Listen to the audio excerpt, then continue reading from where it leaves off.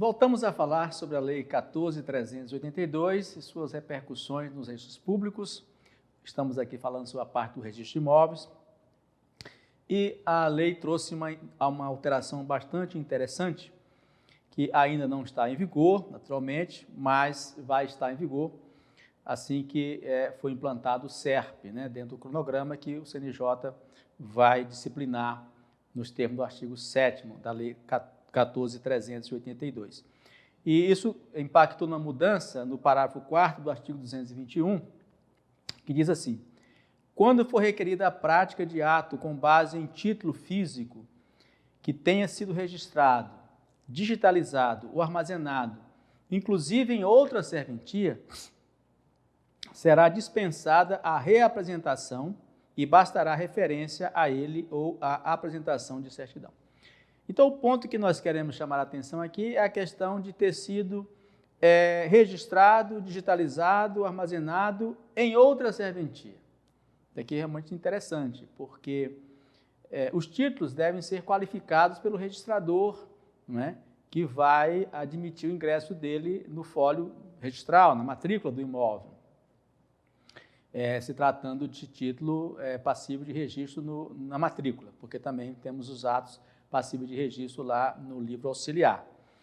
Mas aqui ele fala em bastando que fazer referência a esse título, já registrado, digitalizado, armazenado em outra serventia, ou apresentação de certidão. E a certidão, naturalmente, seria do registro, ou seria uma certidão do próprio título. Então, se for uma certidão do próprio título, na verdade, você estará reapresentando o título. Então, pode-se entender que essa certidão seja do registro. Mas existem elementos que podem estar coincidentes com uma serventia onde o título foi registrado e não está coincidente com a realidade da outra serventia, referente à especialização objetiva e subjetiva, de natureza essencial, para a admissão, para a aceitação daquele título, recepção daquele título, ingresso dele no registro público. Então, essa é uma redação que ainda precisa ser aprimorada, esse entendimento precisa ser melhorado, porque nós não temos no sistema registral brasileiro a qualificação vinculante. E aqui, basicamente, se numa leitura en passant, superficial, do que a gente consegue captar a princípio da norma, é que o título, que uma vez ele foi qualificado como sendo registrável numa serventia, ele também é registrável em outra serventia. Mas é preciso saber se essas informações de ambas as serventias relacionadas, que podem ser 2, 3, 4 serventias, estão também uniformes, Esse primeiro que recepcionou o título, ele está ok, beleza, e os outros também estão na mesma situação, têm as mesmas informações relacionadas às pessoas e o objeto que está sendo negociado naquele título. Então, essa é uma questão que requer amadurecimento, porque essa qualificação vinculante, a não ser que esteja criando esse princípio, mas certamente ele não combina com os princípios da qualificação registral, e outros princípios que regem os registros públicos. Então, essa é uma questão que precisa ser observada. Continuando aqui, nós temos uma outra alteração no artigo 251-A da Lei 6.015, relacionado ao cancelamento do registro de promessa. E aqui, esse procedimento, nós temos também previsto lá no Decreto-Lei 58, de 37, na Lei 6766, de 79, mas esse procedimento aqui ele é diferente. Tanto o Decreto-Lei 58 quanto a Lei 6766, eles tratam desse cancelamento em 2 etapas. As notificações feitas pelo registrador de imóveis, elas são para cancelamento do título de promessa de compra e venda, ou de cessão, prenda de cessão, e posterior cancelamento do registro. Você tem 2 etapas, o texto legal. Tanto que exige do registrador, do loteador, do parcelador do solo, não apenas requerimento para a notificação para cancelamento do título, na verdade, purgação da mora para evitar o cancelamento do título, como também, após isso, a não purgação da mora, um novo requerimento para poder se fazer o cancelamento desse registro, no caso do Decreto-Lei 58, a averbação dessa promessa de compra e venda ou cessão ou promessa de cessão. Aqui o procedimento é diferente, né? O cancelamento é do título, do registro, sem entrar no mérito de cancelamento do título, é o que diz o artigo 251-A da Lei 6.015, né? Também, uma outra novidade diferença em relação aos procedimentos lá da 6766 do Decreto-Lei 58, é que não depende de prova de devolução de parcelas ao promitente comprador para viabilizar o registro de novo título jurídico, novo negócio jurídico. Tanto na 6766 quanto no Decreto-Lei 58 é necessário que o promitente vendedor, loteador, né, ele comprove que ele também cumpriu a parte dele lá com o promitente comprador, cessionário, etc. Aqui não. Aqui basta que ele não purgue a mora no prazo devido e faça o cancelamento do registro para viabilizar qualquer novo negócio em relação àquele imóvel. Também as intimações e notificações podem ser feitas tanto pelo RGI, pelo oficial do registro de imóvel, como pelo oficial do registro de documento. E elas deverão ser pessoais, né, não podem ser, a não ser, claro, o procurador, né, com poder específico para receber esse tipo de notificação. O prazo para a purgação da mora são 30 dias, e aí nós precisamos entender que são 30 dias úteis, né? Vamos aí usar a regra lá do 219, né, do CPC, né, é um procedimento, é um ato que está sendo praticado pelo oficial do registro de imóvel, que é a intimação, né, a notificação desse promitente comprador. Então, esse prazo deve ser contado em dias úteis. Também, como se aplica subsidiariamente as regras do CPC, essas notificações, intimação, notificação, preferencialmente serão feitas de forma eletrônica. Então, é importante que no requerimento já tenha o endereço eletrônico, né, do promitente comprador cessionário, para que possa essas intimações serem feitas de forma eletrônica. Também é possível que seja feita por hora certa, porque se aplica também as normas lá do CPC. A purgação poderá ser no próprio registro de imóveis, que depois terá 3 dias para depositar esse dinheiro, né, numa conta lá específica, indicada no próprio requerimento pelo promitente vendedor, ou ele retirar isso lá no próprio registro de imóveis, enfim. É o ideal que se faça em conta, né, é o normal. Basta a certificação da não purgação da mora e o recolhimento dos emolumentos pelo requerente para cancelar o registro. Então, aqui você não precisa de novo requerimento para cancelar. O requerimento é um só, para cancelar o registro, independente do título. E nós sabemos que, embora o nosso sistema seja causal, há autonomia entre título e registro. Você pode cancelar um título e o registro permanecer, enquanto não cancelado ele produz todos os efeitos, né? E você pode cancelar um registro e o título permanecer.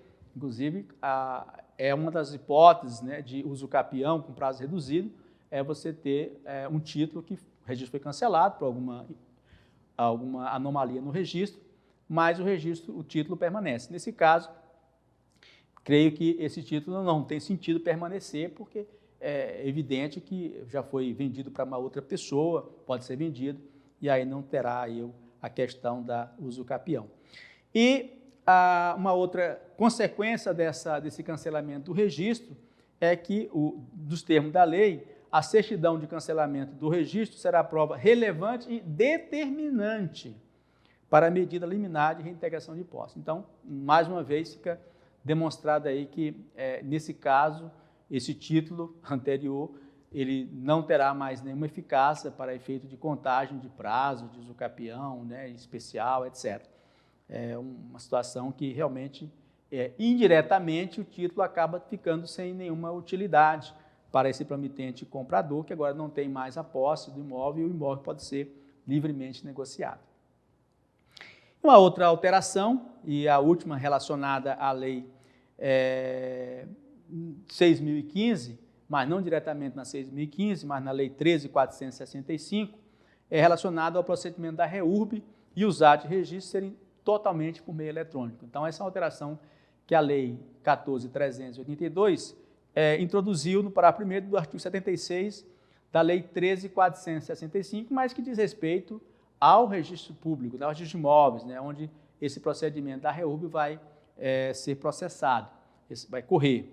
Então, o procedimento é todo eletrônico, não existe mais o procedimento físico relacionado à REURB no registro de imóveis. Bom, essas foram as alterações, assim, diretas e indiretas, né, porque nós tivemos aqui, citamos a Lei 13.097 e a Lei 13.465, mais diretamente nas de imóveis. Vamos falar especificamente agora sobre a Lei 4.591 e também a sua repercussão no registro de imóveis, né, relacionado ao memorial de incorporação. A Lei 4.591/64 foi modificada pelo artigo 10 da Lei 14.382. E o que nós temos de novidade no artigo 32 da Lei 4.591? Bom, a alteração da letra I, do conteúdo, né, da redação da letra I, que antes falava em especialização, individualização, né, das unidades, e que isso sempre gerou muita dificuldade de entendimento nas diversas unidades da federação, razão pela qual num estado se entendia de uma forma, São Paulo, Rio de Janeiro, Espírito Santo, né, Paraná, cada um entendia de uma forma. Essa questão de se o memorial de incorporação ele resultava ou não da instituição de condomínio, tendo em vista que a redação falava em especialização e especificação das unidades, mas entendia-se que isso era apenas um rascunho para uma posterior, né, futura instituição de condomínio, e muitos se sustentavam até na redação do artigo 44, que dizia que a averbação da construção era feita para efeito de instituição de individualização das unidades. Claro que efeito é diferente de causa, né? Exatamente a causa já é a própria averbação e o efeito é a individualização, mas mesmo assim esse argumento muitas vezes foi utilizado para se defender na incorporação imobiliária uma posterior instituição de condomínio. Então, o que a letra I trouxe? Disse que o memorial de incorporação deve ser instruído com instrumento de divisão do terreno em frações ideais autônomas. Então, a incorporação já vai proporcionar a divisão do terreno em frações ideais autônomas. E que contém a discriminação, descrição e a caracterização e a destinação das futuras unidades e partes comuns. As unidades são futuras, é evidente, porque é para ser construída. Então, elas serão construídas, mas elas já serão construídas atreladas a frações ideais autônomas, divididas no momento do registro da memorial de incorporação, né? E aí, também, na letra J, em vez de ser minuta de futura convenção, é minuta de convenção, porque já existe um condomínio.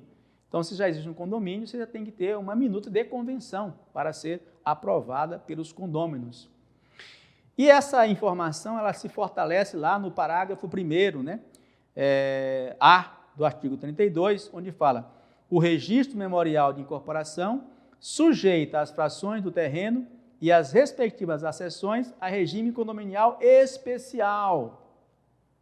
Inverte o incorporador, se for adquirente da faculdade, sua livre disposição, oneração, e independe da anuência dos demais condôminos. Então, aqui não deixou nenhuma dúvida que o registro memorial de incorporação sujeita as frações e as respectivas acessões a regime condominial.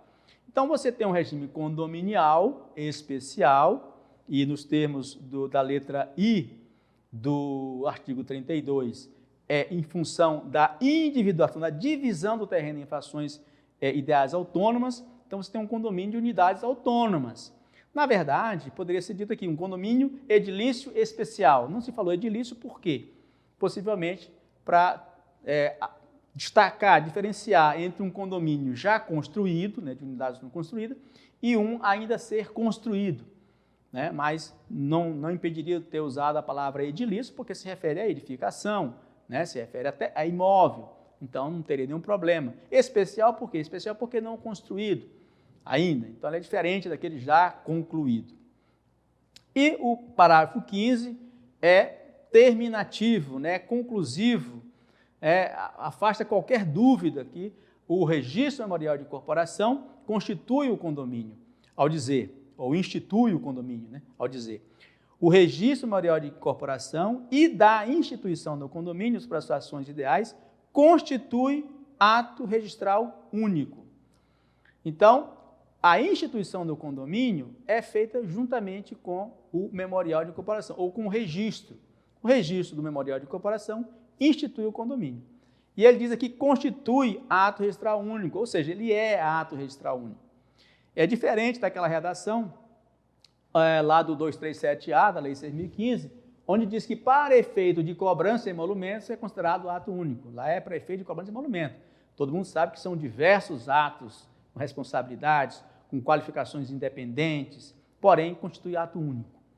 Aqui não é para efeito de cobrança de emolumento, é porque a sua essência jurídica é uma só, é um ato só. Registrou o memorial de incorporação, que já tem a divisão do terreno em frações ideais autônomas, você já tem também a instituição do condomínio.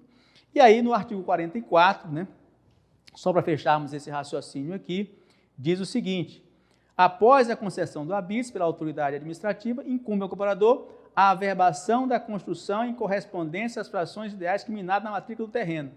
Então, o que nós temos aqui mudou a redação do 44, não mais para efeito de individualização, e sim a averbação da construção em correspondência, né, às frações discriminadas na matrícula do terreno.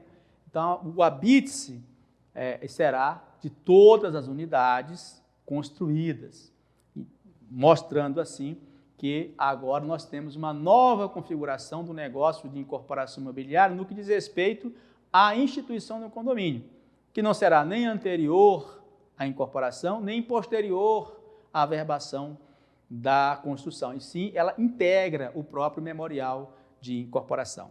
Muito bem, no próximo bloco nós continuaremos falando um pouquinho mais sobre as mudanças da Lei 14.382 nos registros públicos.